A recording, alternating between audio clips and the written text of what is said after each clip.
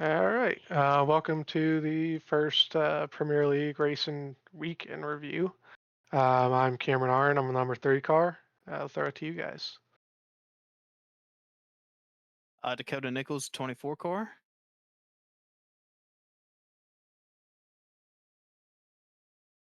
All right. So this week we had our first, or not first race, we had our fifth race at Richmond Raceway. We're just going to go ahead and start with just a little refresher on the point system here.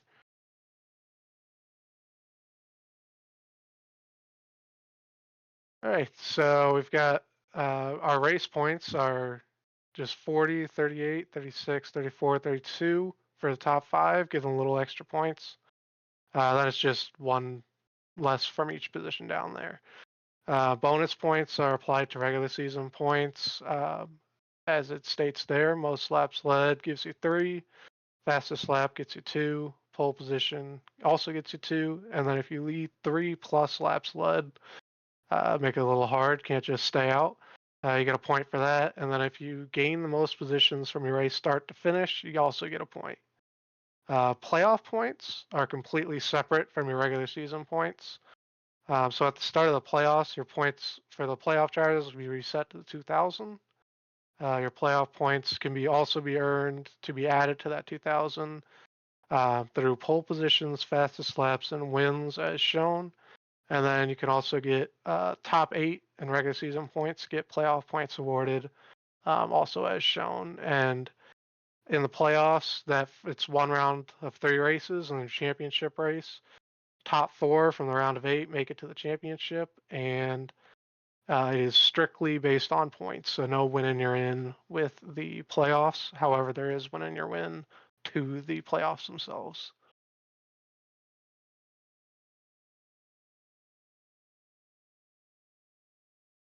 We all Hey, did. Bluff.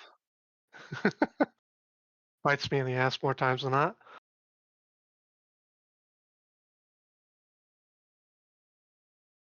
Yeah. All right, so we're just gonna go ahead and just hop right into the race now. Now that we kind of got an idea of how the leagues run, so I'll throw it to James as he gets the race started for us.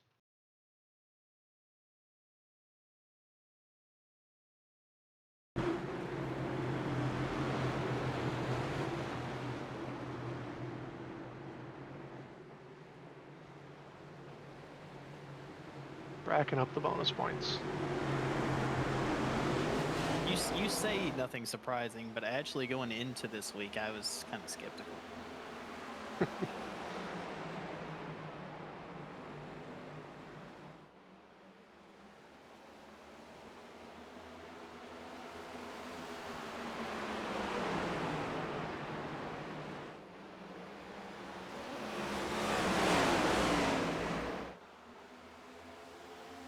I can't remember what my time was, but I kind of made a mistake, slipped up through 3 and 4 on my second lap, and I felt for sure everybody was going to suck, but somehow we managed.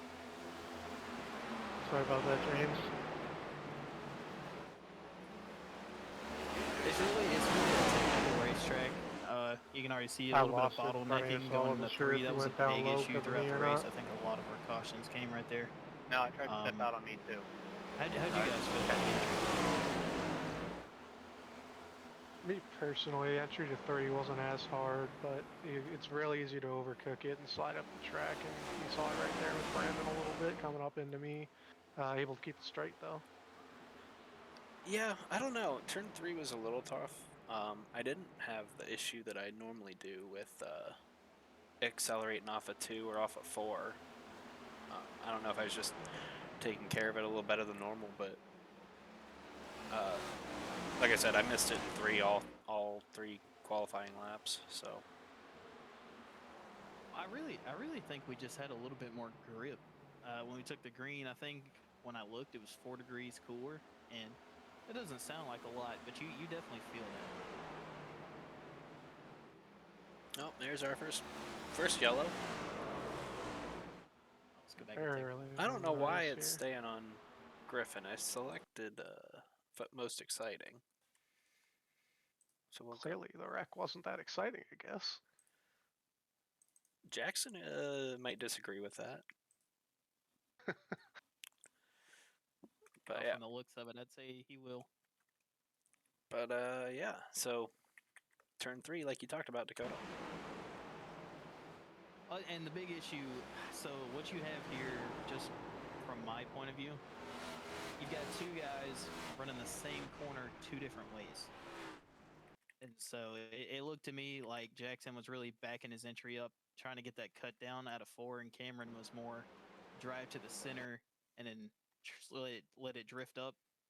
Coming through the center of the corner, they're going to meet in the middle. You can see Jackson coming down a little bit, Cameron's coming up a little bit. That's unfortunate, but that's what I see. Yeah, I agree with you, Dakota. Jackson and I rewatched this after the race, and it's one of those things where if it's 5 to go, you have to expect it. I think Jackson's big Right. problem was that it's lap 5. And I don't think, obviously, Cameron dove in there and said, I'm going to take Jackson out. But it's an aggressive move.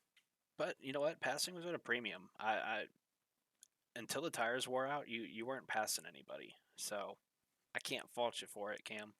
And that's just a racing incident. Yep. I mean, I think for sure, and I think that definitely I put some fault on myself for that one. I thought I was on the yellow line, but clearly from that picture I was not. So just unfortunately met in the middle.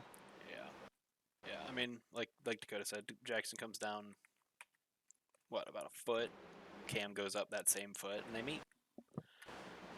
Luckily, no damage done to anybody, and we able to roll on. It's kind of close on the exit there, but we were able to keep it pretty clean, not causing damage. Speaking of roll on,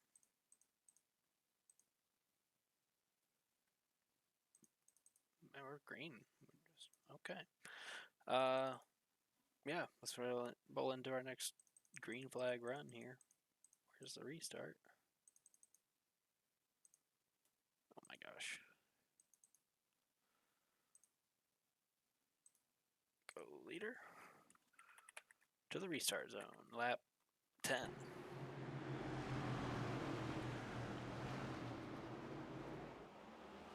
This is where I really felt like control the race was the restarts.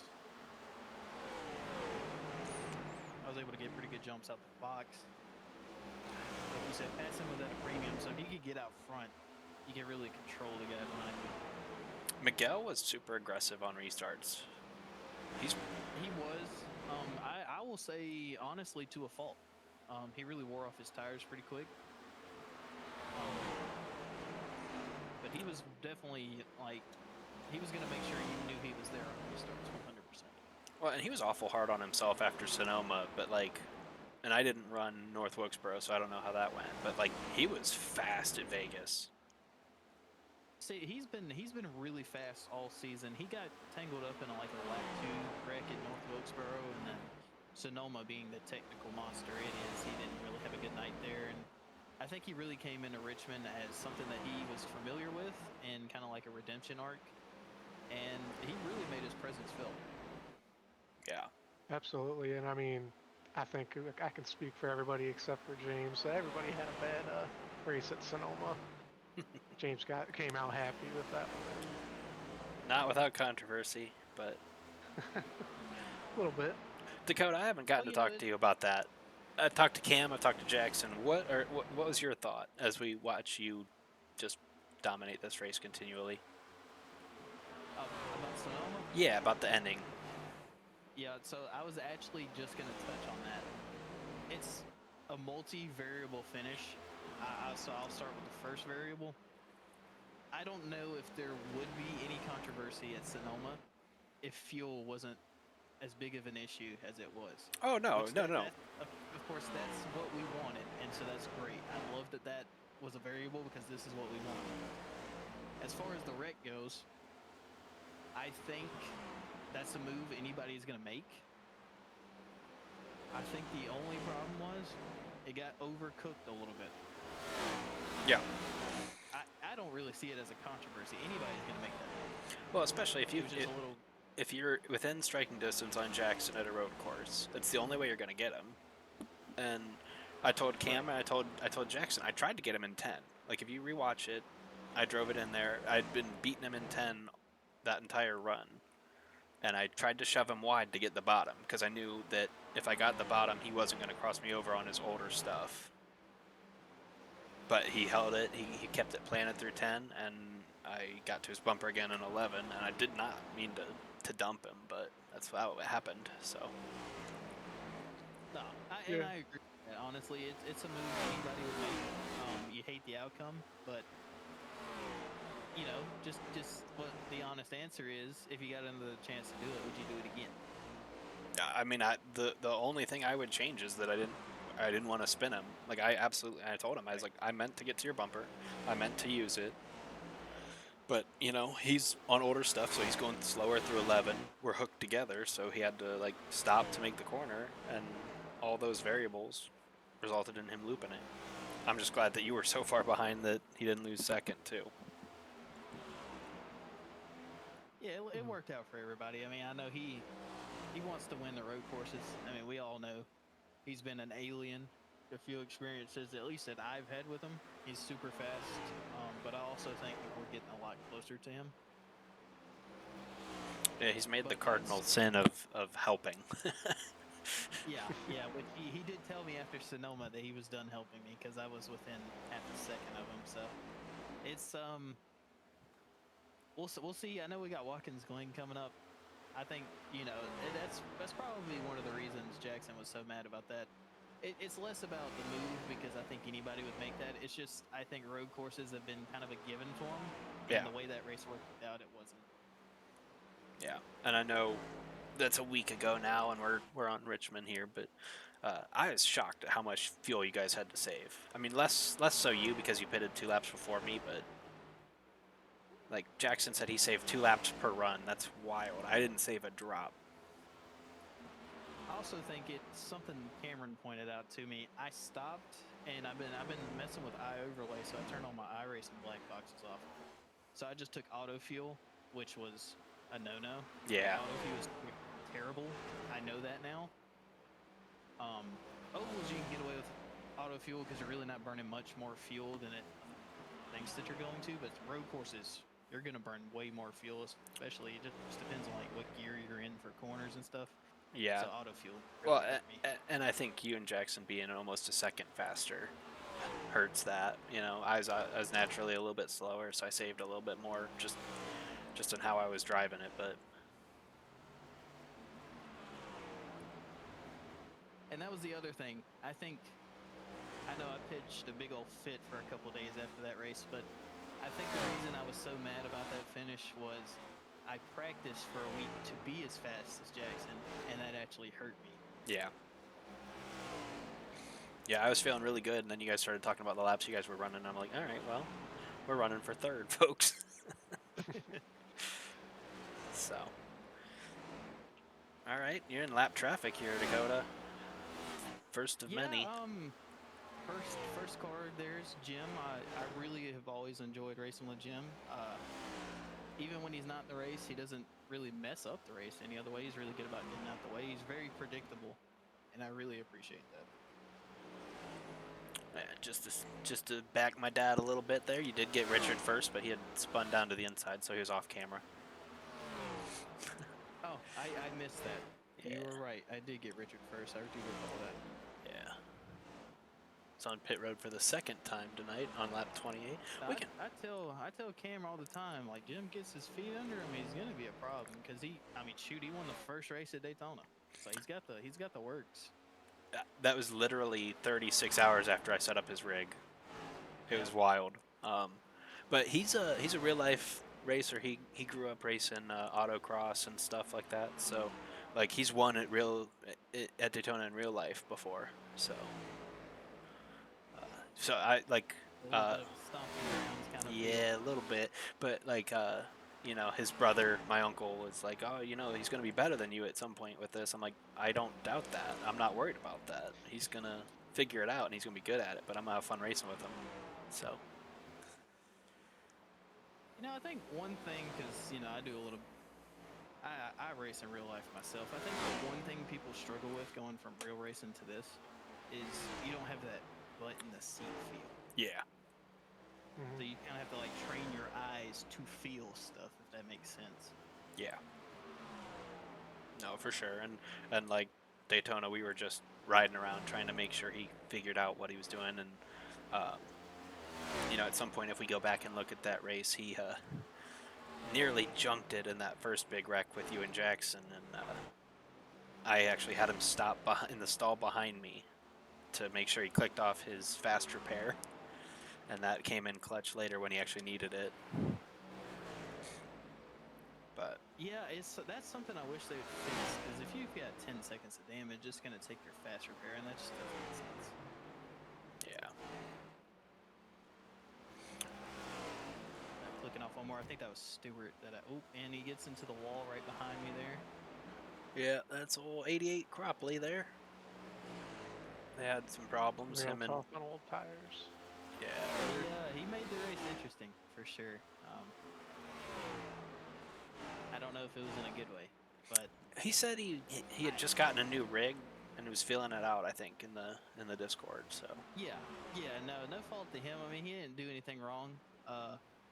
It's just I think we all hated to see a caution every 50 laps, which is what it ended up being. I mean, every 50 laps you're getting a caution. Took all the strategy out of it. I could just sit up front on fresh tires for the first half of the race.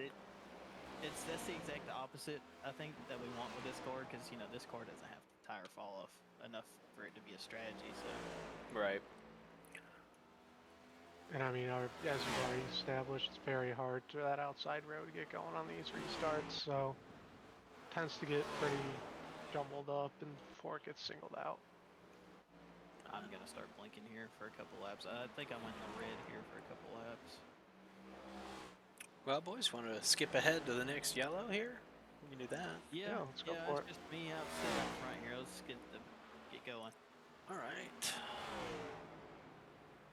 Go to lap 47. Caution will come out in a lap or two here. See what happens.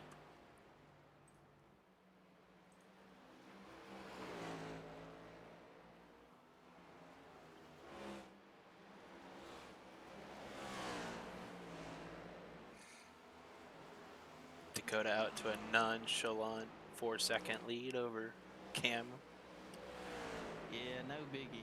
I do want to point something out here. We were just talking about how good he is on road courses, but 40 laps into a run here, Jackson Wade is sitting third. Mind you, this is after he spun, so a little bit of a recovery there for him. Yeah, and no, he didn't pit for tires or anything. He didn't hit anything, so he did not pit to fix that stuff. And here's our second caution of the day. We got Robert. Richard. Oh, that's tight. Oh, right into the wall. Overcorrect. I tell you, I think our first two cautions, not including Cameron and Jackson, I just think it was old tires. Once you chewed up the right front on these cars, it would not turn. Yeah, and he's got, I think, some damage already. I don't think he's used his fast repair to this point, and he's been, oh, maybe he had, but he'd had some issues already. He was 14 laps down at this point. But yeah, the right front, tight off of 2. Right in front of our good getting tied off of 2, it's real hard to recover off of that. Whereas off turn 4, I don't know if you noticed that. Yeah, a little code brown for you. It was. Do a little subtle foreshadowing. That's not the only code brown you'll have this evening. I think Dakota just attracts those types of moments. I do, unfortunately. So there's our first yellow. We'll hit the pit road. I think you're going to see the whole field come in here. I don't think you're going to see anybody stay out. Yeah, I think the only people stay out are the 3 lappers. Yep, Stewart stayed out. Stewart, Jim, that's and about it. You'll see that 70 roll by. Because he was like, I don't know, I can't turn off my fast repair. I'm like, you're not pitting, bud. There he goes. You're getting a lap back. He did that well all night. Put himself in lucky dog position. Cameron, see me make a big mistake. Yep. Oh yep, boy. it is. He'll watch me come out of the pits. Big mistake for this early in the race. Big opportunity, similar to what happened at North Wilkesboro. You just see me fly by, going about 5 miles an hour over what I should be going. Okay, but let's talk about this stop for you. You were okay. You were P2, but you're decently far back. Yeah, I don't remember exactly why I was But so you far had back. I think it was something about getting caught up. a heater. I think yeah, heater. Well, I think what happened was me and Cameron are calling this happened. I overslowed, so I didn't slide through my box. And I Yeah. told him, I said, I think you're gonna beat me off the pit road here. And then he tried too hard to do it when he was Yep. gonna get it anyway. Yeah, you baited him into it. I did. Yep, I knew as soon. I was like, oh, I passed you real easy. That was a little too easy. And I looked down, I was going 45 miles an hour. Can't do that. So sent me to the back for this restart. Restarted in sixth, despite all that, just with the lap down cars. Yeah. Restart lap 52. We'll run a couple laps and maybe move forward.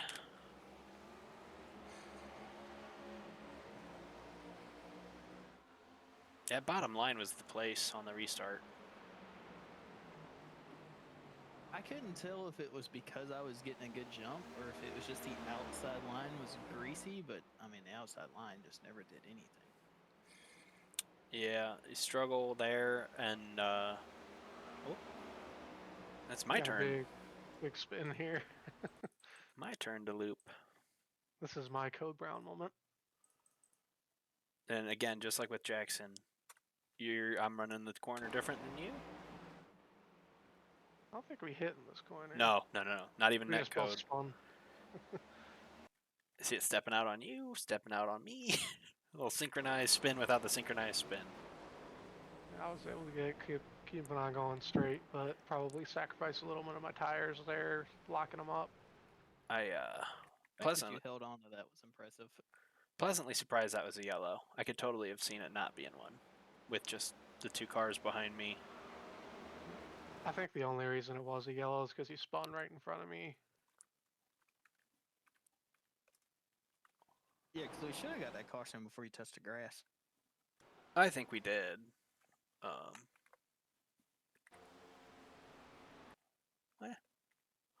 By the time it's pretty close. yeah.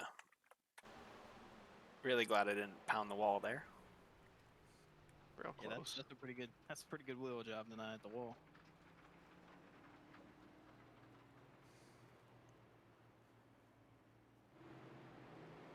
Well, James, I know how you are, so I'm just gonna assume we're stopping for fuel here.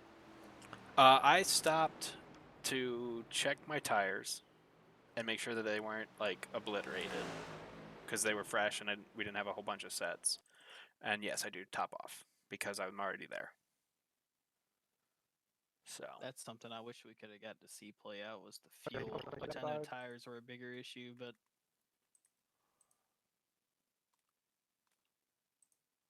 strategy I think would have been nice. yeah. Yep. Well, we go on a little run here, I do believe. We get better part of a tire run here.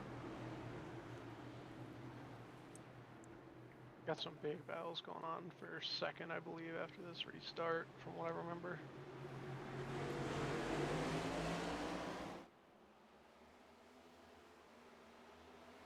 Well, and I think Dakota, just being the control car and then having to, ever since they updated being the second car, it's hard to stay even because of the speed limit on the restart, you know? So I think that's a factor. So you're kind of half a car length back. I kind of need to squeeze you out. I fucking locked up. Yeah, that is a big factor with that too. I thought you were coming to beat me off.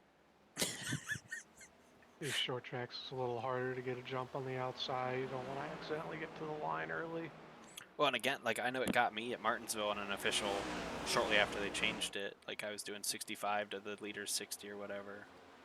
Just trying to maintain, and I got black flagged for it, so. Yep. Also, this comes with everybody knowing we're still early in this race. Don't want to get any penalties that'll send you down pit road and lose multiple laps.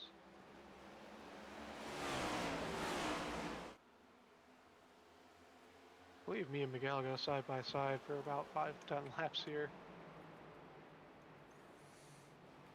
Jackson giving me a I think I ended up turning my 16 too because he was right on me. I think you run that later because I ran my fastest lap after I spun on old tires, on the spun tires, and it was the fastest for a minute. Yeah, it's 21:69, or no, that's not the fastest, but I do have the fastest lap right now with a 21:43. If you check the relative box on the bottom, or you guys, I don't know if you guys can see that, but I know the stream can. Yep. Barely, but I can see. A little bit shorter of a little battle I had with Miguel there, but definitely made it hard on me to make that pass. Yeah, it was at a premium, man, and I know at one point I was battling Griffin for a handful of laps, and I finally got him, and then about 10 laps later he got me back, and so did Brandon, because I had used my stuff up. And there goes the 24. See you later, folks. Yeah, right there, I seen Jackson kind of hanging on my bumper, and I was like, yeah, I'm just going to get away from him. He really made me go faster than I wanted to. That was the bad part. I didn't know how the tires were going to hold up. Got the wall pretty good there out of 2. Surprised I didn't get any damage from that. I did that about 3 or 4 times. Yep, me and that turn 2 wall we were best friends that day. Shoot, I'll tell you what you don't do that in, and that's a truck. Oh, For absolutely. whatever reason, the wall does not like a truck. If you touch the wall in the trucks, you're done. Hey, we got some chatters in the stream. Beating You 27, which I assume is Brandon, called Cameron out for dirty driving. Yet again. Oh. I don't know if that was after my spin with him or Jackson's spin. And then Stewart's in the chat too. Said the new wheel worked great, and he pitted early. So. Oh, okay, yeah, that makes sense. Glad you got your new setup figured out, Stu. Man, just touch on that for a minute, Cameron. Dirty driving, huh? I think I got into a couple of incidents the last couple of weeks. But all good racing for the most part. Yeah, I will say that's something I wanted to touch on. I've really enjoyed the people that we have. We may have a smaller base, but like I really like our base group of guys right now. Cautions, if we do get a caution, it's nothing stupid. And I feel like for the most part, most races we've been able to have a strategy race, flag to flag. Oh yeah, I'm looking forward to Charlotte. I mean, I think we might get 1 or 2 because it's just tighter than Vegas, but like Vegas was so much fun. Vegas was, it's up there. I wish that race would have been a little bit closer, just because I know you saved fuel more than I did. Yeah. Like you said, I oversaved. We've had more races this season where the leader or the winner doesn't have fuel for a burnout than that they have. Yeah, that's been every race up until Sonoma and Richmond. Every race before that, the leader ran out of fuel for their burnout. Yeah, I ran out during my burnout at Sonoma. Oh, well then there you go. It was just Richmond having enough fuel. Everything else has been really I had close enough to fuel in North Wilkesboro. But North Wilkesboro was similar to this. We had a bunch of cautions, a little bit less at the second half. I guess we're talking about it so much. Now is a better time than any to kind of ask. I mean, what do we think about the fuel strategy? Of course, Chad can get involved with that. You know, if you guys are out here on the track with us. How do we feel about the fuel strategy? Is it making the racing better? Is it making it worse? I think anytime you have to include all assets, you know, like if it's you know, like FNX or whatever, and fuel strategy is not a thing, you have nights like this where you lead almost all of it, and I know you like that, but it does get a little Yeah, I old. don't mind it. It does get a little old. I don't mind it at all. But yeah, that's kind of what we definitely geared towards, was taking out the domination factor, right? Like if you get me on a short track, which, not to toot my own horn, but I'm really good on short tracks, and I don't want to lead 189 out of 200 laps. As much as you would think that I would want to do that, sure, it is fun. Yeah, you're not gonna turn it down, but I'm not going to turn it down at all, but it gives... I can't just sit out there and go as fast as I want for 200 laps and still win. Like, you got to get away from that, because that's boring. Yep, and I think the best example of this field strategy racing was Las Vegas. We had 3 strategies, all finished in the top 5. We had Dakota on the winning strategy, saving a little bit. What did you say? It's top 3. Oh yeah, you're right. Yeah, because yep. And then we had James full fuel saving mode. Didn't have to worry about it all at the end. And then we had Miguel and I think Brandon going all out, not worrying about fuel saving. That strategy almost worked as well. yeah, Miguel was way faster than me at the end. I just was able to go full Joey Logano and arrow block the shit out of him. So, Right, which I think is why the fuel strategy, especially with these next gens, has been kind of a big deal, because if you are going all out, I mean, guy in front of you is just going to arrow block you. and like I was at full tilt at that point, but like I hadn't run that hard, so I wasn't used to the tire wear. So, but real quick, Stu wants to know about the drive line. So let's go on board with you, Dakota, and maybe you can walk us through a couple laps. Stuart says, just curious on the drive line, struggled majorly getting the car to come around and push through. So Yeah, okay, yeah, we can run through a lap here. so we'll just slow it down on my entries for me, that way I can break it down for them. okay. So obviously, coming out of 4 here, you're going to get all your power down in 4s. I braked early, so I'm braking before this black strip right here. That's my brake marker, right before that. And then you ease down into the corner off the wall, and you want to downshift before you get there to keep the tires under you, all that good stuff.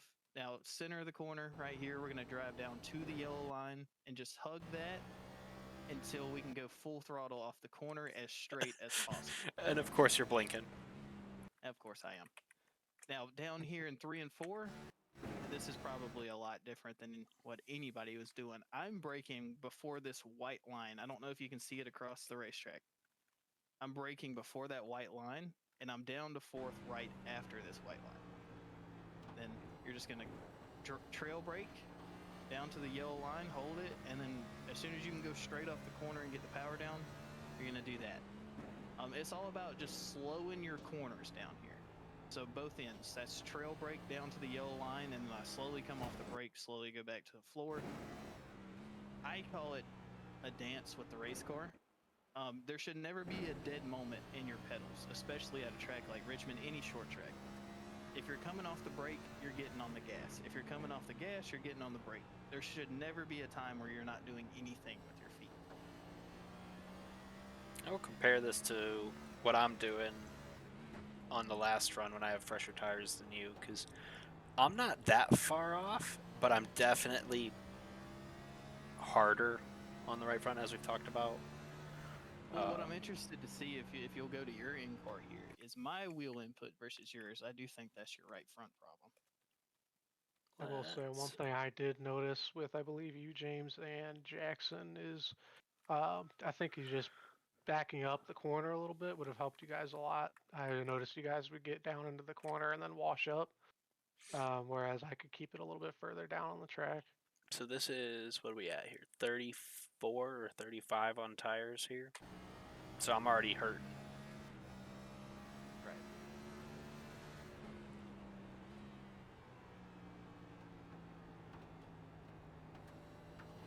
pretty good through there. That looked pretty good. 3 and 4, I think.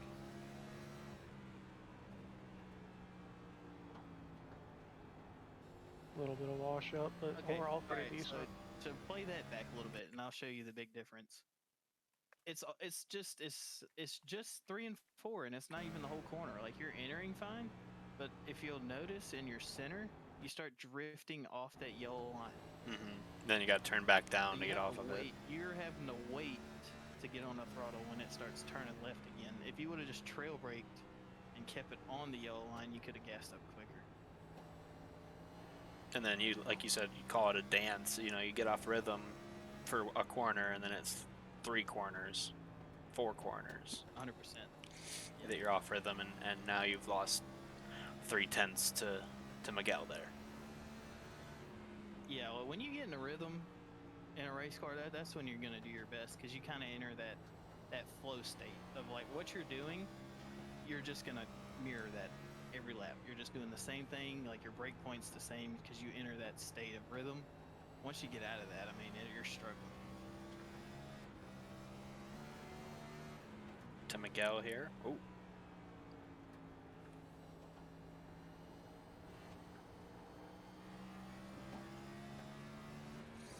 Stuart wants to know. It was exceedingly difficult for me to drive away from Miguel because I did notice that I could see him learning from the way I was driving, and he was able to kind of stay with me just by kind of manipulating how I'm driving, Much more as well, kind of abrupt, adapting. much more abrupt shifting than we've seen Yeah. with Dakota. Stuart wants to know if you guys did any setting changes, or if you kept it stock. So stock. I kept it stock. Okay, so Cameron kept it stock too. Yeah. Most of these racetracks, if you'll just adapt to the stock setup, you'll be fine. But changing brake bias and stuff is all just a feel. I really only change that if I haven't practiced track temp. But we keep our sessions updated far enough ahead where you can go in there and you can get a feel for the track temp with the stock. But no, I didn't make any changes. The only thing I touch is the steering ratio, the rack and pinion. I bumped it down a couple to 287, Stuart. So I just like a slower or a more responsive wheel than the less play, personally. But that also is going to play in my right front wear. So Definitely.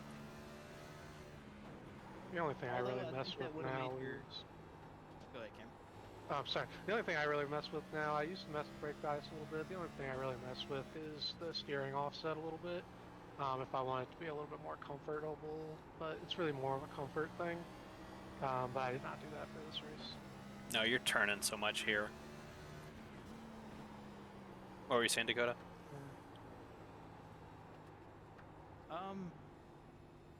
Oh, we got a I'll yellow. come back to that thought because I forgot. It was got about- the caution come out, I believe. Yeah, we're under yellow here. It was about my steering ratio and how it would affect tire wear for me, I believe. Oh, so I'm not gonna say you should not mess with that because everybody's different. So if that's what works for you, that's what works for you. But being on a quicker steering ratio, you should have had to turn less, and it looked like you were putting the same amount of wheel in it as I was. Mm-hmm. So you are naturally gonna burn off the right front. Yeah, so the first 4 years I was on, or first 3 years I was on night racing, I had a formula wheel. I didn't have a circle wheel. So I had no room to play. So I learned to go on a, I was running, everything was like 10 to 1. Yeah, which isn't a bad thing. I mean, if that's a feel thing and that's what works for you, I'm not gonna sit here and say that you shouldn't do that. Yeah, well, and I've gotten better. Like when I got my first circle wheel, I did switch it up to 12 to 1 at most places. So we're getting there. But for me, I like having a response. I don't like putting a whole lot of play in the wheel. All right, let's cover this lap. I will touch on this real quick before we move on, because Stuart's listening. I just want you to know, Stuart, because I do race in real life. Take everything with a grain of salt. Whether it is real racing, whether it's iRacing, there is no magic number. Like, I can tell you to go 62% on the brake bias. and you think it's the worst driving race car you've ever driven, and that's because it is the worst driving race car you've ever driven for you. So it's more of a feel thing that you have to figure out. Somebody can give you a guideline of where to start, but there is no magic number. Yeah, it's all field thing. All about what's good for you. If you can make it fast, that's all that matters. All right, so lap 93, we get our 4th caution.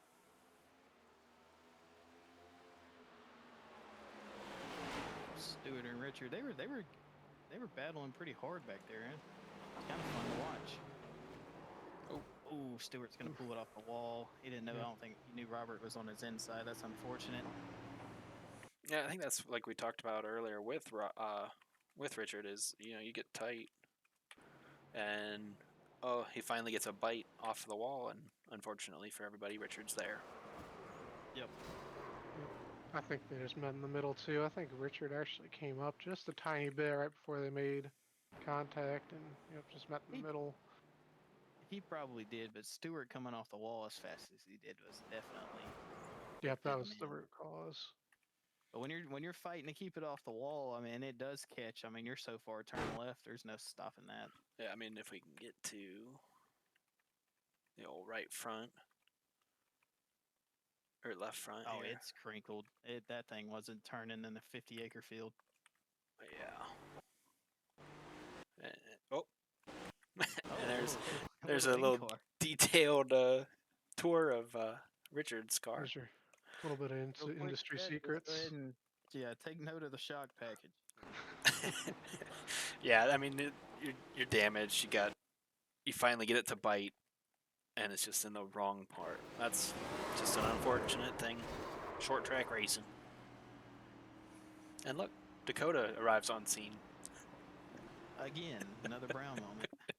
That could have been really bad for old 24. It's a shame it wasn't.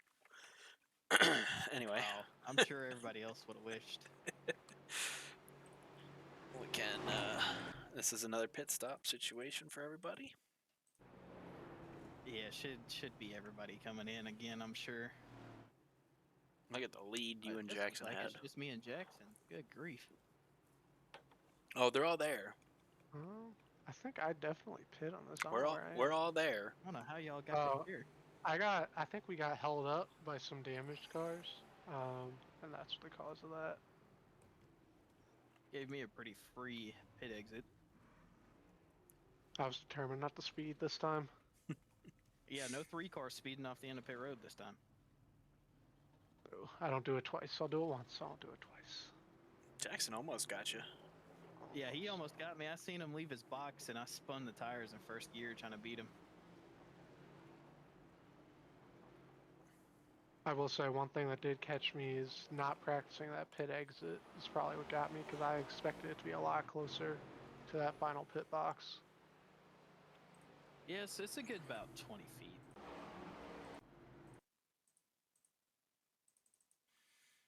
And again, let's just take note of Jackson on your door. Can't get any closer. And then when you launch, it's over. Yeah, because he fires when I'm 2 car lengths out. I mean, even I, just right behind you, couldn't really get power down as early as I probably should have. No, but, being stuck on that outside, I mean, you just got second for free, basically. Well, another wreck coming up here between me and Jackson. Yep. Might actually be this corner. It sure is. There's the bump in the center. Tried to get a little bit too much off. Yep. I tried to get a little bit too much off because I wasn't sure exactly how close he was to my bumper. Just overcooked it and spun it. Yeah, we're glad to help, Stu. He said he appreciates the insight. So this yellow here, Jackson, just a little bit of what you were doing, driving deeper into the, if I could find a camera angle. Got you there, and Got a little overzealous coming out of there. I think that bump got in your head. Oh yeah, I was trying to make sure I could keep it off of them. Didn't want what ended up happening to happen. And Ended up unfortunately putting a little for bit too me, much speed. I think the 29 gets to the wall. yeah, Oh, yeah, fighting the wheel. Not sure which way that everyone's gonna go. Like it's spinning down, but I don't know what Jackson's gonna do. And then you get into that tank slapping. yeah, that was What, yeah, what really bites me after this is I mistakenly took my fast repair here, rather than just letting it get fixed with the relatively minor damage. Bites me later on. That's suspension damage, folks. I took my fast repair intentionally. that's something else I wish they'd fix. I don't really feel like the way you hit the wall should have been suspension damage. Well, what I'll give to them is just with knowing what the toe link is in real life. If my wheel was straight, I'd agree with you, but it's not.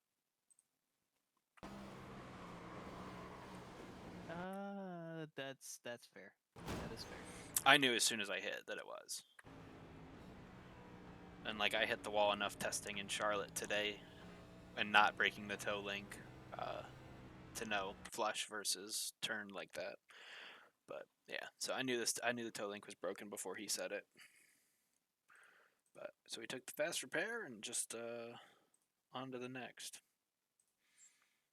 And we get a decent run here, I do believe. This should be the part of the strategy part of the race. Yeah. And old Jackson here does have some nose damage from running into Cam. Yeah, no, he mentioned something on this run that he let somebody go because he couldn't do it anymore.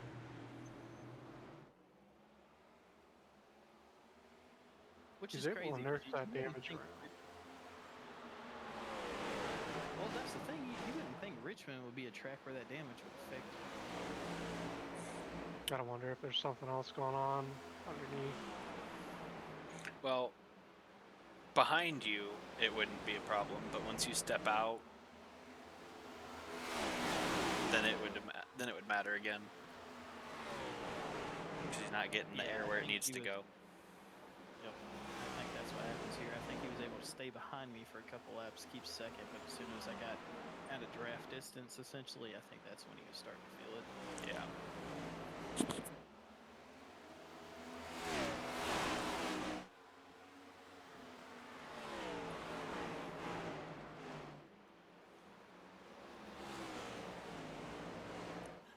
I wish my dad was rich there. I was just getting ready to relay that.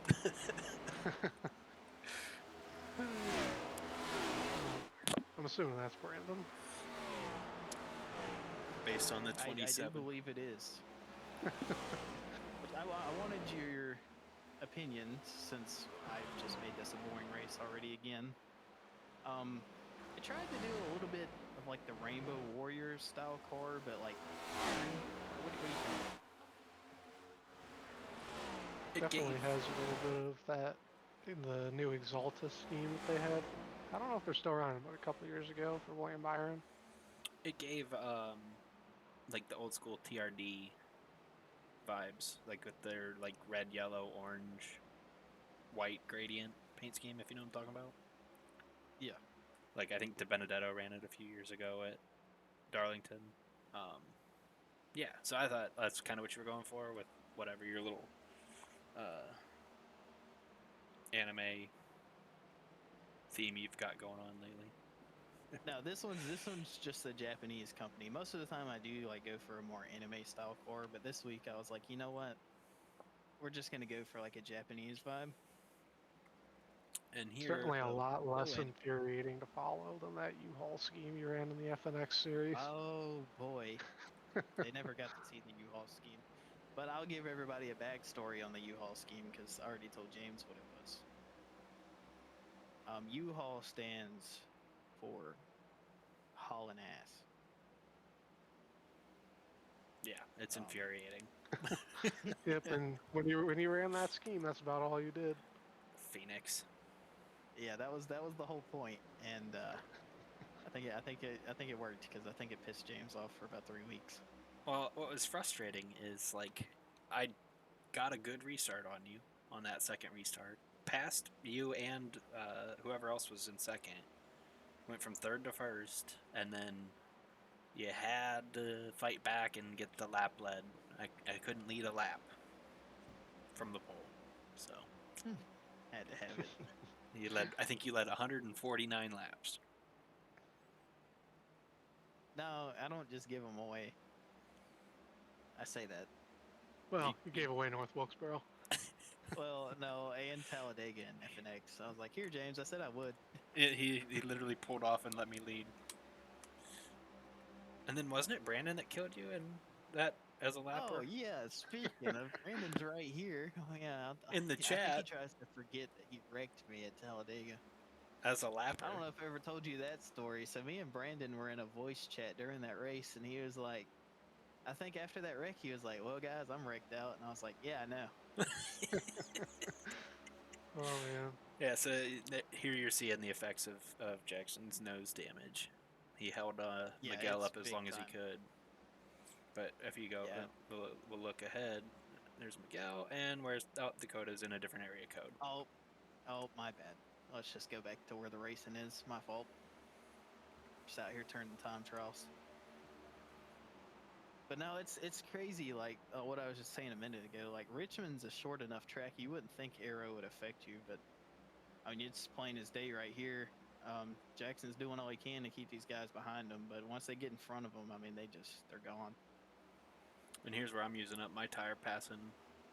Oh, not passing Griffin because I put too much power down. Well, I was gonna say if you don't do that at a 4 right there, this probably would have been a done deal already. Yeah, and I think he lets me go here into 3. Yeah. I think I follow you through, maybe, or try to. If I know you, you'd door you Griffin do. on the way through. Yep.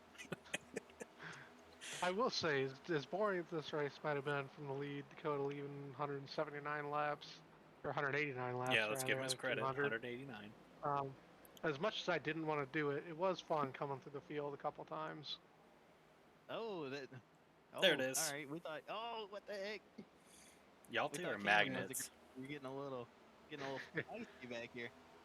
Me and Brandon, or not me and Brandon, me and Griffin always race each other real close in whatever car we're in. He makes it tough. I know I ran an ARCA race with him at Vegas a little while back, and he'll hang it on your quarter. I'll give him that. He's not scared. No, but he races clean. He just races hard. He races really, really hard. And it aggravates me sometimes, but then I realize he's just giving me a taste of my own medicine. So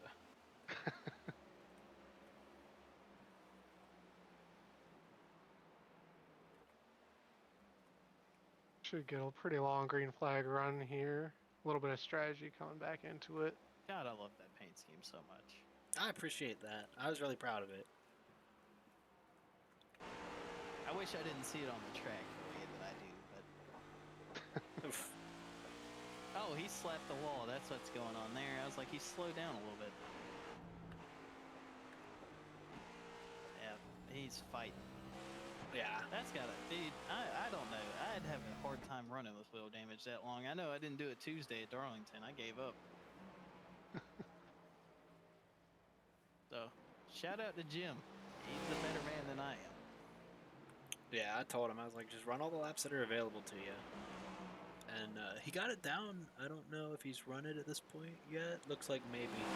Ran his best lap of the week in this race at 22:03. So. And I tell you what, running all the laps is paying off for him. He's still sitting at 5th in the points, tied for 5th. Locked into the playoffs, too. Well, I was going to say, he doesn't know it, but he's real happy that you have repeated, Dakota. He needs either you to win a third or someone else to repeat to lock him in for sure. Right. Yeah, we can work on that. I wouldn't mind winning another one. He just needs one more repeat winner, so either Cam or me, too. That'll work. Or him. However y'all want to do it. Or him. He could win another one, knock himself in. Yeah, I'm all for it. Dude, Jim wins the race. I mean, I'm ecstatic. That's like me winning a race. I will say, we do have Talladega coming up. Hey, super speedway master. I'll tell you Undefeated. what, I'm gonna make that pick right now. That's my underdog pick for Talladega. It's Jim. Yeah.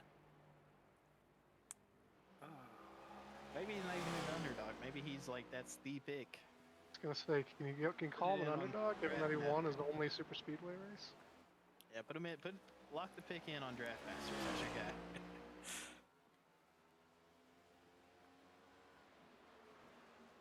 All right, let's. Oh, Jackson's clawed back just a little bit here. I say that. Down the straightaway, you can tell he doesn't have the speed, but in the corners, I think he's clawing back. Yeah, I think Miguel used up a little bit of his tires on this run. Well, one thing I noticed in my mirror at the start, he starts running this high line really early into a run, and I don't know why. I mean, I guess I do know why, but that was really killing him. Yeah, I mean, I know he comes back. I think he comes back. To be honest, I wasn't even trying it. I was trying to get to the bottom as quickly as I could. I used it to pass Griffin. I ran a little bit higher in 1 to get a low exit of 2. Get a run off of 2. But Highest I got was about there. Yeah, that's a line that I had to use when you were behind me, just trying to do as much as I could. We should be coming up shortly, and they both slapped the wall together. What'd you do, follow them up there? I think that's exactly what happened. I think if you watch my stream, I say, "Oh, and they both slapped the wall." It's, thinking I was going to maybe get to take advantage of it, but maybe hoping that we get together a third time. I had no reason to believe that you wouldn't. But let's skip ahead a little bit. We got pit stops coming up here in about 15 laps. So big mistake by me coming out of the pits this run. Me and Pit Road did not agree with each other this night. What lap are we on here? 132. We'll go to 1. I know for a fact I pit on lap 50. I don't know if anybody pitted before me. I believe Jackson went on 147, and I believe I went the lap after. Well, we are on 143 here, and we have nobody. You're kind of in and out there, James. We're here. I bumped this up to 143. I don't think anyone in the running here has pitted yet. There you go. Not quite. I can't remember if it was 146 or 147. I believe Jackson was the first one to pit road. Dad's used his fast repair. And I have fallen to 6th here. I've seen Brandon's done worked by you as we skip ahead. Oh, I'm trying to find cars here. There we go. Yeah, he's blinking. That's why I can't catch him. He did this for 40 laps in front of me. Oh, that's rough. I could not see him, so I just let him be. We'll go ahead to this battle here. Jackson and Griffin. As you can see, Brandon blinking in the background. Oh, yeah, there you go. Jackson. Oh, Jackson first to pit. In that spot.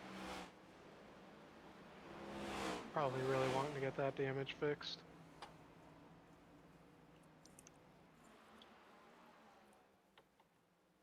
Surprised he made it that long with as bad as his straightaway speed was. Didn't really lose that many spots. Yeah, he only fell to 4th, I think, before pitting there. And then I think, yeah, Griffin took 4th from him on that. Yep, and you'll see me come this next lap. After I realized that Jackson's pit. What was your thought process on that? Because y'all really played my hand. Like, I wasn't going to pit this early, but... My personal thought process is I was going to go probably lap 48, 148, 149, split that last half in half. And then I saw Jackson pit behind me, so I went as soon as he did. because I knew that he was going to be real fast, and I wanted to make sure to minimize that undercut that he was going to get, which I did do. I was able to get out back in front of him, and you'll see I overcooked the turn 2 exit again, to more catastrophic result. Yeah, and Dakota, when I saw Jackson pit, I was hoping he would force your guys' hand, because again, I'm at this point I'm not thinking about the win. I'm thinking about get me some points. Yep, Yeah. and I was 50 the whole way around, so as soon as I saw him make that move to pit road, I made the decision to go. It definitely worked. Because I was actually gonna run to about 70 and just do a 30 lap tire run at the end, and then 2 guys came in, and I was like, I gotta go now, or they're just gonna pass me, and then I'm gonna be 10 seconds behind them when I do come to pit. Oh. Yep, there it yep, is. Yep, there it is. And there it is. Yep. Same And you got spot as Dakota. earlier. You got Jackson too. Yep, definitely caused him to. He's got the same thing I did. You tank slap just a little bit. That was flush. You though. know what? That's how I lost the North Wilkesboro race. I don't know if it's this car, but quick movements with the wheel really upset this thing. Oh, for sure. Oh yeah, We'll go back to your especially if pit you try stop. to make that move to the right. So yeah, that gave me some wheel damage for the rest of the race. It wasn't really a factor after that. Ooh, you almost met pit road. you almost cooked that barrel. Almost did. Stuart, silly question. Does the car make a difference? I don't think so. I mean, I think you're gonna have some slight variation on types of track, and I think that's why you see like the Penske cars in real life dominate short tracks and stuff. But I don't think in iRacing it's gonna be the Toyotas are this good here versus anywhere else. But I think the only place you're really going to notice is on those spooker speedways, those Chevys with that more pointed nose. It's a little bit harder to push down the straightaways. Yeah. But I don't really notice anything anywhere else because I've raced all 3. Does he mean handling wise? I think in general, Just overall, yeah. Yeah, I think like Cameron said, the Chevys have a more pointed nose. You have to hit more square on super speedways, but other than that, it's basically the same car, different shell in on racing anyway. yeah. All the aero properties are the same, if that's what we're asking. I think that's what he's referencing. So we're not the lead yet. This is Miguel hits pit road from the lead. Leads his couple Which laps. should cycle it to you. No, Griffin is Brandon. now the leader. Griffin's not the leader. Actually pull it up here. That's right. Yep, because I unlapped myself. Yep, I here do go. remember Oh, that. Griffin We cooks the had tires a Griffin. little bit. In terms of laps led this race, Dakota led 189 laps. We had Miguel leading 3, getting that point. Brandon led 6, also getting that bonus point. Griffin just missing out on it, only getting 2. Yeah, I think when Dakota unlaps himself, there he goes. He forces his hand and he pits, handing it off to Brandon and myself.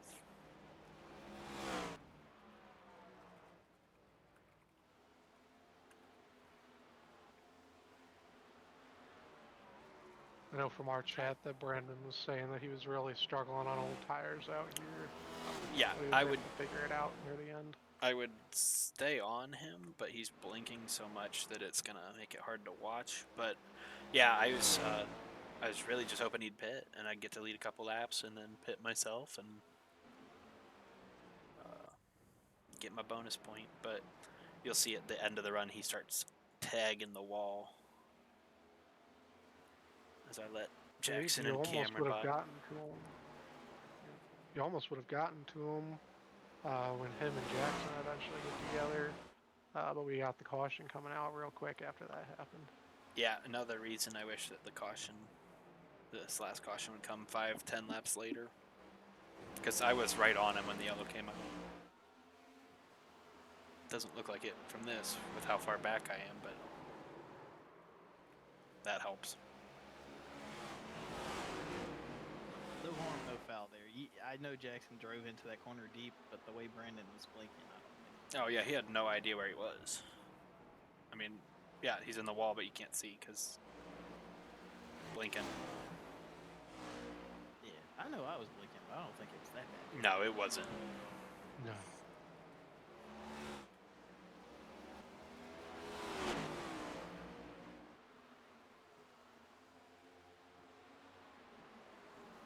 Is that McGill coming to unlap himself, or is that position? No, that's he's working to unlap himself. But we get the yellow.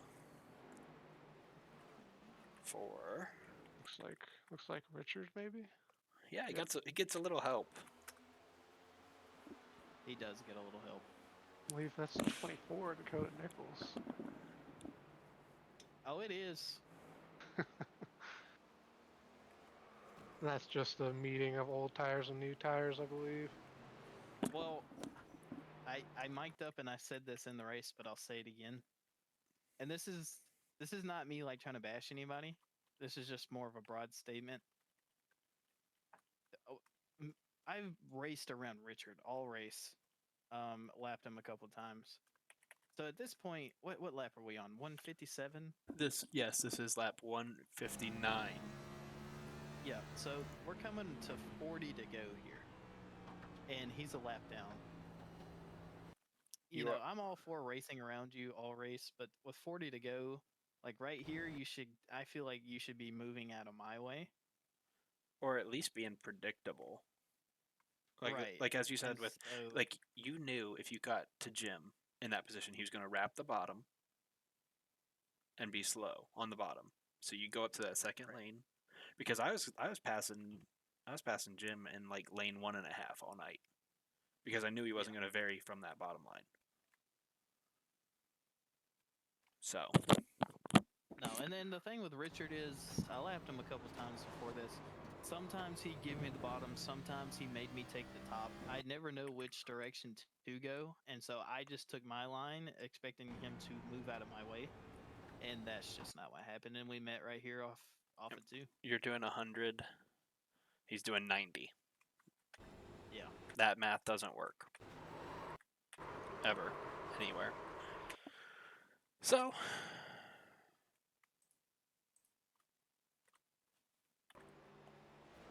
But interestingly, at the same time, this happens. Oh, same move. Looks Same like move, Jackson just yanking it back to the right. Yep, he made the same thing as I did in Cam and Jackson's wreck, and Jackson did in Cameron's wreck. He clears Jim and jumps to the right to set up his exit or his entrance, and it just comes around. Yep. Well, if any of the guys that have done that tonight are watching this, I just want you to know, don't feel dumb, because I'm human too, and I was leading the race at North Wilkesboro and went to set up an entry and just smacked the wall the same way. So it happens. I will say what's interesting is Griffin's running 5th gear, not shifting all the way around. But I can speak on that. So my thing with the shifting Monday night was 5th gear was really good on fresh tires if you were trying to save tire and save fuel, which didn't matter this race. So you were better off. Like, I adjusted to it pretty quick when I realized that we were just going to get cautions, but you were better off just staying in the rhythm of downshifting to 4th instead of trying to save tire, because tires didn't matter. But I know my dad keys up there and apologizes. He said that he thought he was clear, but I just want to clear the air here. Griffin is 3 car lengths clear when he turns up and spins out. So. Yeah, he just went, like you said, he went to set up his entry, and these cars do not like any sudden movements. Yeah. So he peels off, and that's the end for Griffin. But it was funny that happened on the same straightaway as Dakota finishing off. Old Richard there. And I'm sure Griffin's thinking, if I would have spun Richard like 10 seconds earlier, that would have never happened. Right. Oh, what lap was that? 150? No, 160. Got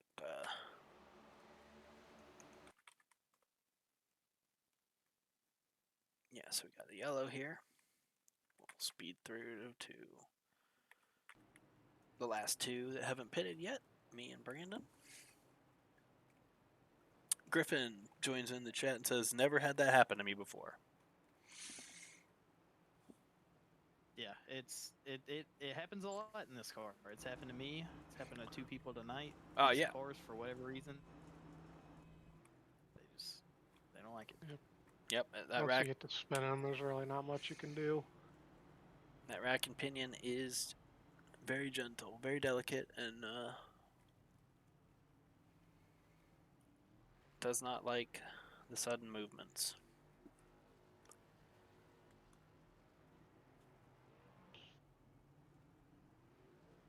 And at this point, I am sweating bullets. Gonna have the old 29 lining up behind me with stickers on. I think I've got 12 laps on my tires at this point, maybe. Yeah, I'll let you know. Yeah, 12, I do believe.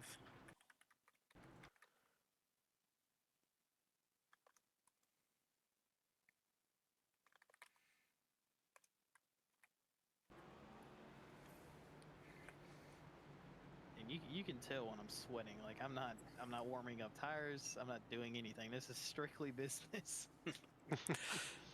And I just want to point out, I think I get the best restart of non-Dakota drivers in the field on this one. You do. You 100% do. Because I know Jackson's at a disadvantage with the 17-lap-old tires and being on the outside.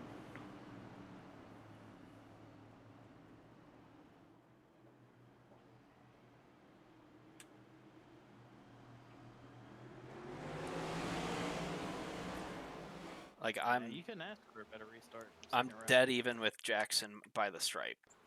So like, Yeah. You're ahead at the entrance to 1.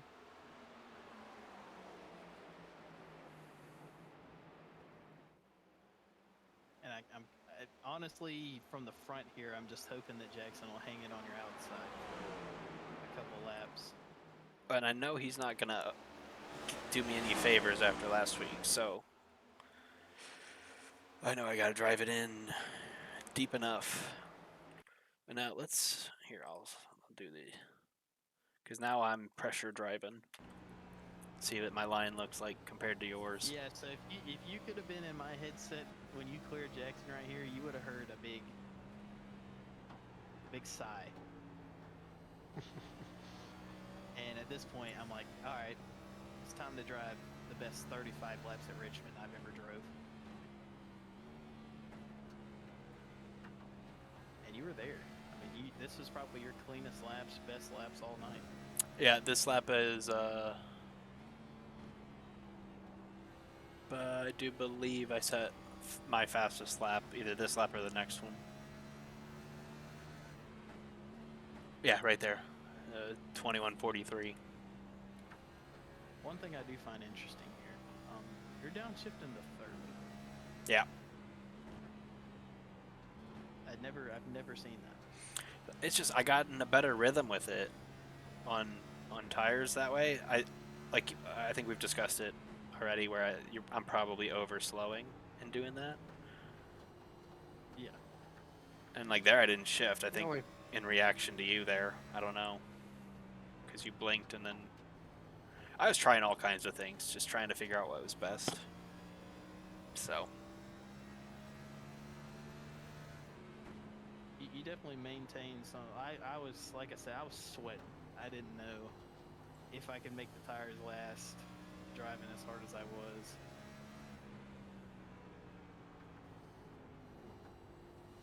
Well, and I was going for points, so I wasn't worried about if you passed me on that run before I pitted, because I wasn't beating you heads up. So if that run goes 5-10 laps longer, and you've got 22 lap tires instead of 12, and then the yellow comes out, that'd have been it. Yeah, because I think what helped me here is just I stayed out in front of you long enough anyway, where I got you to the fall off point, in which I would have been good anyway. I feel like. Yeah, and I told Jackson, and I told you after the fact, I couldn't save tires for the life of me. So I knew after like 20 laps, it'd be at least as bad as yours were. So if I didn't get you, I wasn't gonna.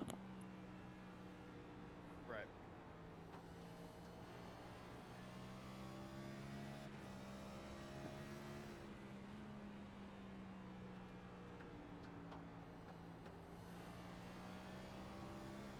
I think you do learn a little bit right here because I'm watching your entry. Just watching you roll 3 and 4, you're a lot better now than when oh my goodness, I can't speak now. You're a lot better now than you were when we looked earlier. Yeah, and I think you can hear it on the exit of 4 when it tries to step out a couple times. That I'm driving off the right rear more than I have been all night.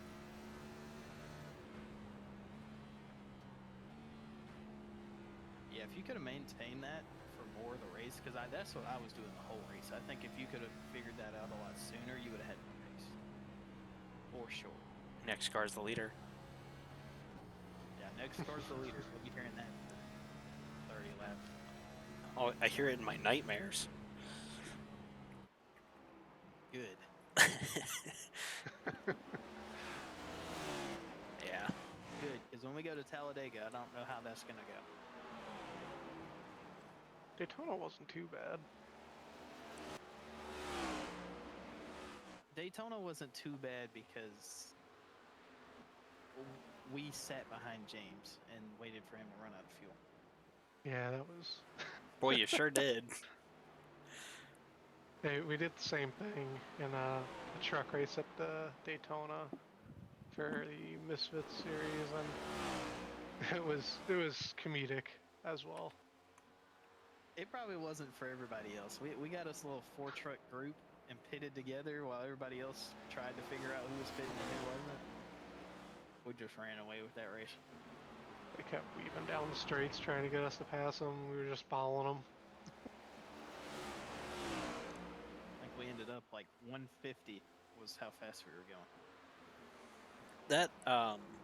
That fuel save parade at Daytona for us was wild. We were running 57-second laps, I think. I was like a quarter throttle. That sounds boring, but I think it was fun because you were just waiting for the first person to step out of line. I just heard a wreck. And I think it ended up. Did we get another caution? No, we don't, but I heard a wreck. I don't know who wrecked. Well, there's 3 cars on the screen, so we can eliminate these 3. Now you see Jackson and... Was it Camron again? No, I had so much damage. I was just in damage control I at that wonder- point, trying not to lose as many spots. I wonder if someone blew up on pit road. We had 2 cars on pit road.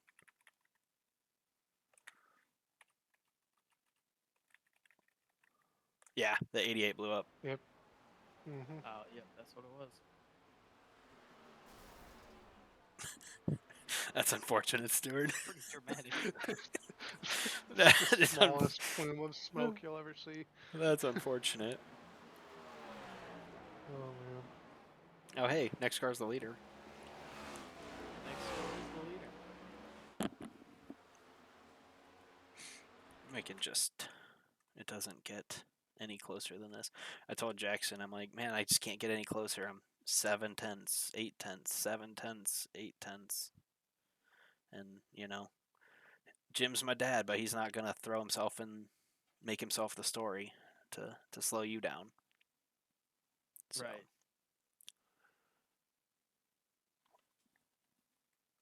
But It was just one of those things. I mean, I'm driving as hard as I possibly can on older tires. just not old enough. No, I think, like you said, 10 more laps, the caution comes out. Then you'd be sitting pretty.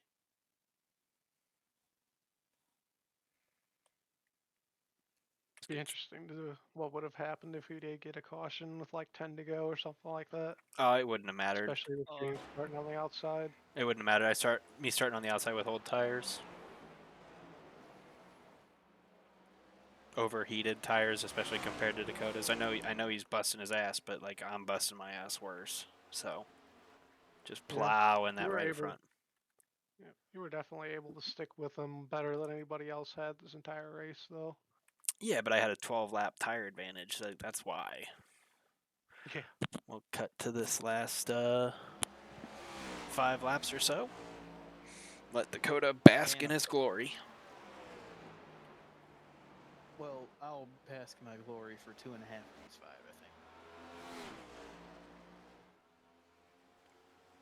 For what? Opening it up a little bit. 2.5 of these 5 because I'm blinking half the lap. That's crazy. Oh, like I keyed up. I said, Cam, Dakota's blinking. You got to kick him. You got to go. Yeah, I heard that. I was gonna say something, but I was like, you know what? Just go. We got a race to go win.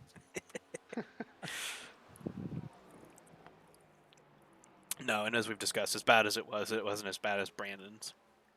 Because, like, yours were little blips. It was just consistent. It was just constant. Where his were, like... Where is he? Where'd he go? When's he coming back? And I could make up 2 or 3 tenths on Brandon at that point because we're both on bad tires. I wasn't making up 2 tenths on you while you're blinking, so...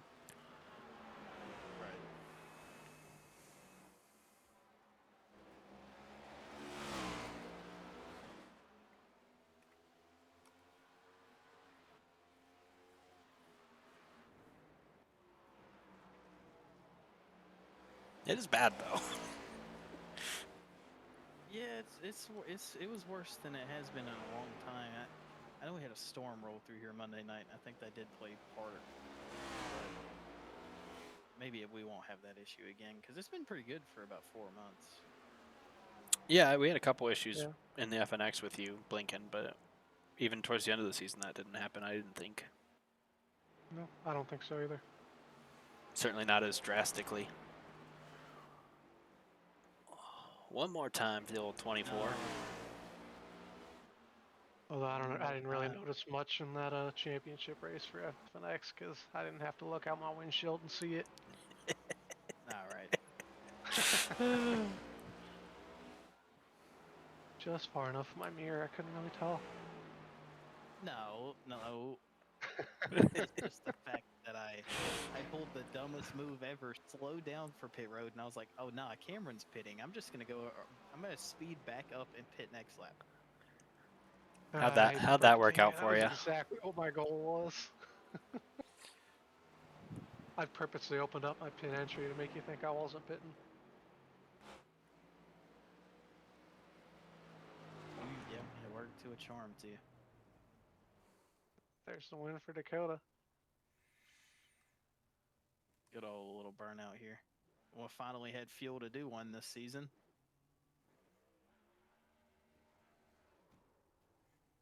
Didn't have to do the old Lightning McQueen push to the front stretch. Surrogate burnouts. No, not this one. James had to do my burnouts at Vegas. I've had fuel enough for 2 burnouts this season. Only one of them was mine, though.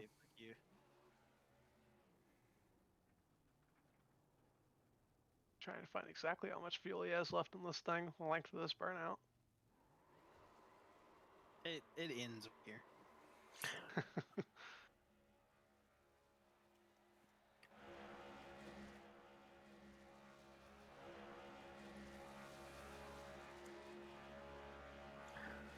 Yeah. I think that tire's still moving. It's still moving. There it goes. There it goes. Alrighty. Alright. Well, we'll just head into, I guess, quickly look at the point standings here. Yeah. Please hold. I don't have. Spoiling my announcements here. Yeah, please hold. I don't have the point standings thing saved. We're new here. Well, we can go ahead and me and Dakota could start talking about it a little bit while you try to find it. But we have Dakota staying on top in P1 with 210 points, 2 wins, 20 bonus points on the season. Next closest is 8. 15 playoff points for Dakota. Next closest is 6. So There we go. little sizable lead on the bonus and the playoff points. And then we've got, let's see if I can pull this back up. We got it on screen now. Widened, widened the gap to me a little bit. 37 points back. Then we've got Miguel closing that gap, only 6 points separating us. A little bit, real close, that top 8.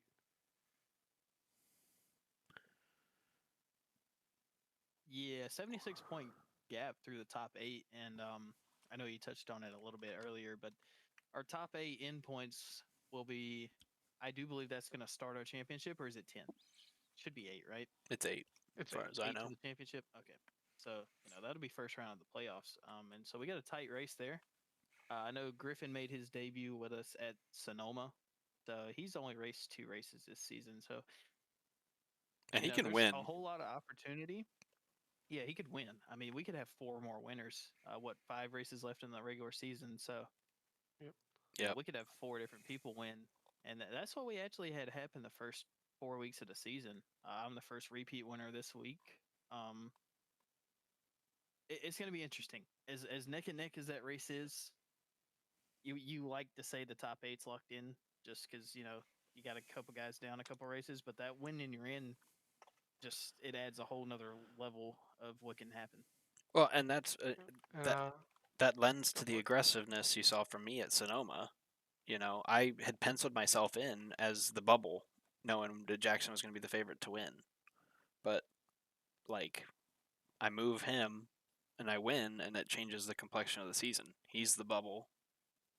I'm locked in, and I missed a race, and I'm only 51 back of you right now. And, 23 back of you, Cam. So, yep, absolutely. And that's with missing 1 race, too.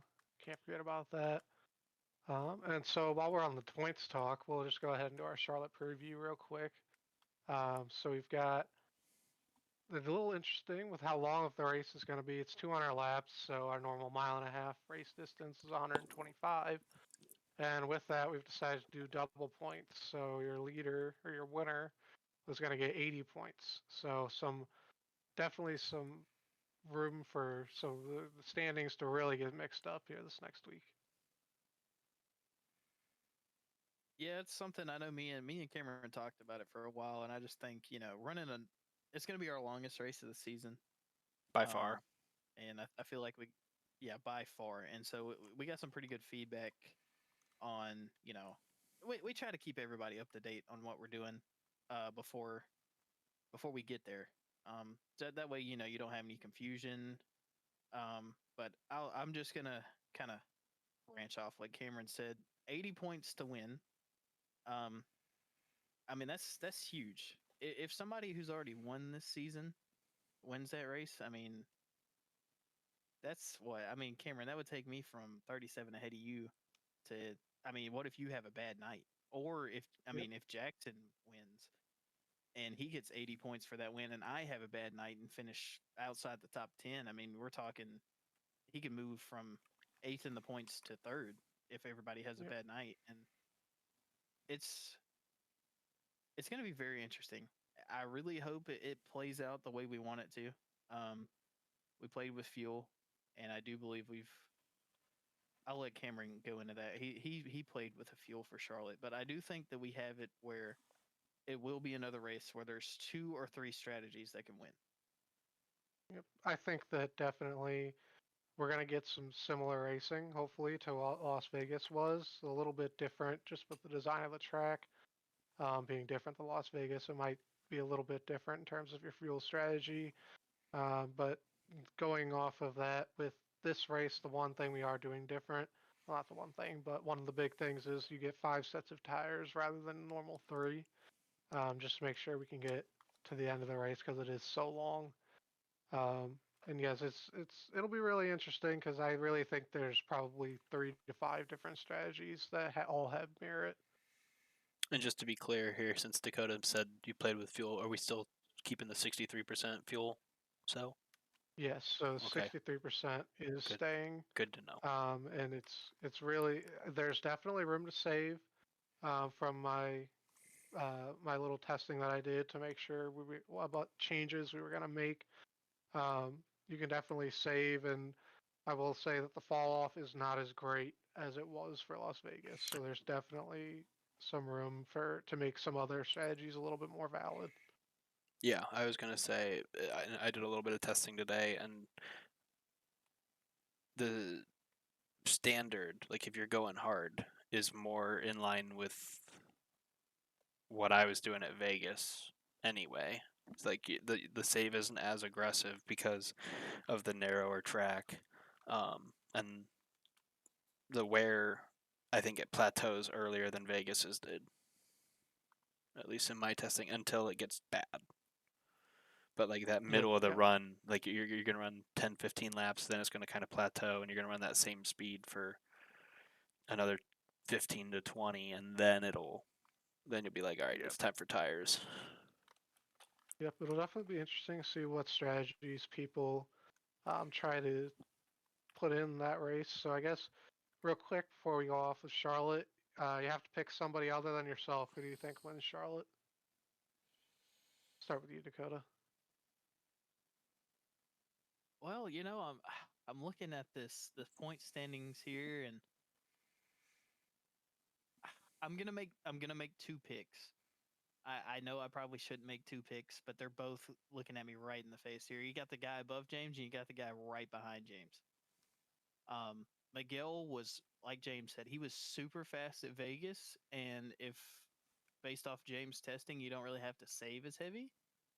I think if you put Miguel in a situation where he doesn't have to save that much and he can push, he'll be a threat. But I'm not gonna count out Brandon. Uh, we ran a couple of test races at Vegas where Brandon was out qualifying me and getting the pole in those test races. So that's gonna be my two picks. All right, I agree with you, Dakota. I think Miguel is going to be a massive threat, and I'm just going to avoid the three of us. I'm going to pick outside of us. My gut initially when you asked us this, Cameron, was look out for Griffin. I think he was fast in the FNX race up until he got involved in I think he got caught up in the wreck with Dakota. Um, don't know what happened there, but I think he was involved in that, and it affected his outcome. But I think Griffin is a sleeper threat to really nuke the cut line from 150 back. Yeah, I mean that was gonna be my pick too, Griffin. I mean he's always really fast in those ARCA cars that we ran with him, especially at these intermediate tracks. But yeah, I think Griffin, Brandon, and Miguel are all cars to watch for of the cars that have not won yet this season. And I mean, you can always throw in Jackson in there too. He's always a threat at every single track. I really think that he has a shot here too. Kind of Going just off. Oops, go for it. putting all of our picks together. I think what we're trying to say is anybody who hasn't won has a chance at Charlotte.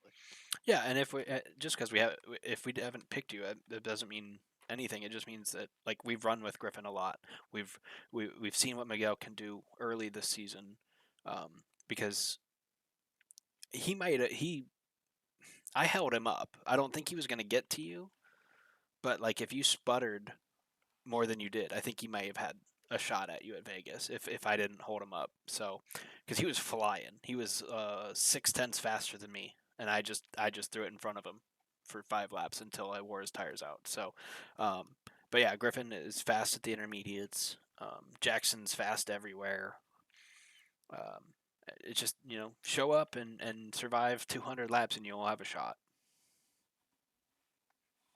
Yep, absolutely. All right, so I guess just to start wrapping up, we got a couple announcements here to make.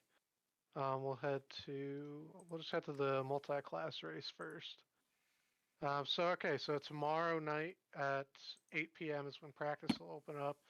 We're going to hold a multi-class endurance event with the NASCAR cars. So we got the Cup Series, the Xfinity Series, and the Truck Series. All are going to be on track at the same time at Watkins Glen. It's going to be a 1-hour endurance event.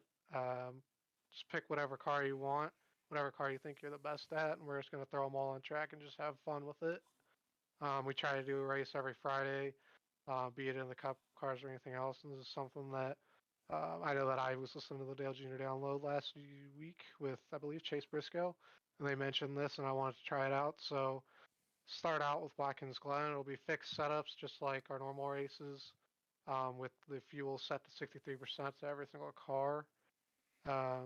Unlimited tires, I believe, unlimited fixed fast repairs. Just come out and have some fun. That's open to anybody, whether or not you are currently in the league or not. And then we'll have one more announcement here regarding our All-Star race. Just touching on the multi-class real quick as I transfer here. That's something I've wanted NASCAR to do in real life so bad. Is like they've always wondered what to do with the Clash. It's like road course, Daytona, all 3 series. Just makes sense. Yep, it's something I've been wanting to see happen for a long time. So we'll see it. We'll see it happen this race, and if everybody has fun with it, we might see about doing some more in the future. That Friday night, it's kind of really centered around just having fun and doing fun races like that. As far as I guess going off of the Friday night aspect, so we have our All-Star race that's going to separate the regular season from the playoffs. It'll be at Twin Ring Motegi, or as they call it in iRacing, if you're looking for it, it's Mobility Resort Motegi. We're going to do it there. It's going to be 125 laps, just like our normal races. However, we're going to try something different with qualifying. So we're going to go pretty much like your old NASCAR All-Star race qualifying used to be. You're going to take your out lap, and then you're going to obviously cross the finish line for your first lap. You're going to enter your pits at a 4. There's going to be no pits road speed limit, if I can talk.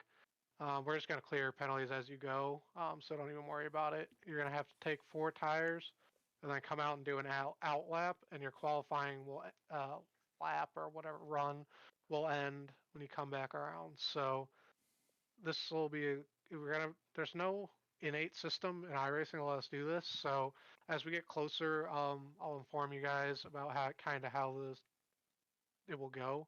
But this is basically going to be a practice session. We're going to have everybody come out on Friday night, and we're going to send you out one at a time. You're going to run your lap, and we're just going to try to have some fun with it, hang out while everybody runs their laps. And then that following Monday, we'll run the race based off of those qualifying times. We'll set the starting lineup. That race will do 125 laps, as I've said, but we're going to do stage caution at lap 50. We'll invert the field. However, the winner of stage 1 will receive an iRacing credit reward for that, and then also the winner of the race. So there's 2 opportunities to get some iRacing credits there. But we're going to really throw in that wrench with the invert halfway through that race, or 50 laps into that race.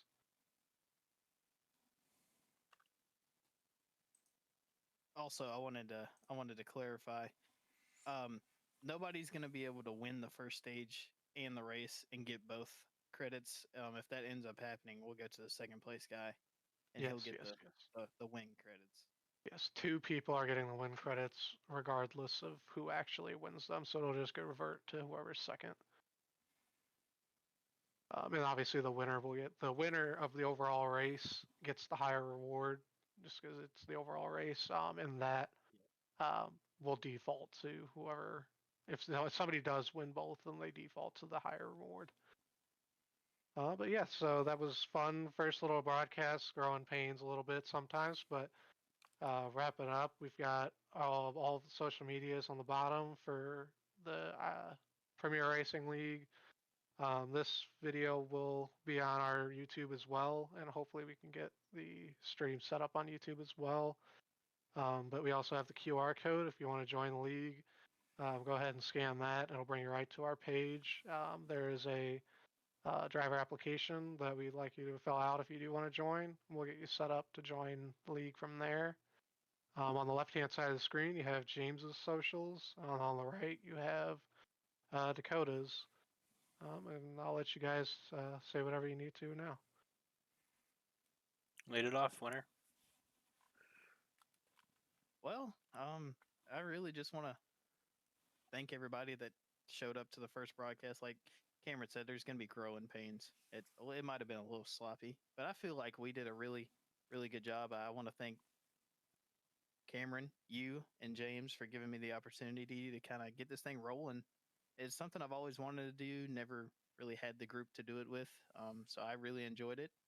And hopefully, this is something that we can get really good at and do every week, have fun with, fellowship, if you will. And looking forward to finishing out this season. Like I said, we got a good base group of guys. Absolutely looking for more if anybody's interested. But no, just everybody have a good week. Yeah, like Dakota said, this was fun. We had a little bit of growing pains, and hopefully we'll be able to kind of fine tune this thing down from from an hour and 40 to maybe an hour. But appreciate. I think we had at one point like 8 people in the 8 people viewing it live. We had plenty of people in the chat interacting, so that was fun. And then we're 5 races in. We got 5 more races to set this playoff field, and it's been fun so far. Yep. All right. So, one thing I wanted to mention is that don't be afraid if you want to join and you're afraid of not being able to compete in the points. We did nix the rule that you for minimum starts. So if you come in and win a race, you're in the playoffs. But on that, we'll go ahead and wrap it up. Happy racing. We'll see you guys on Monday at 8:30 for Charlotte. 200 laps at Charlotte. Let's go. Appreciate y'all for tuning in.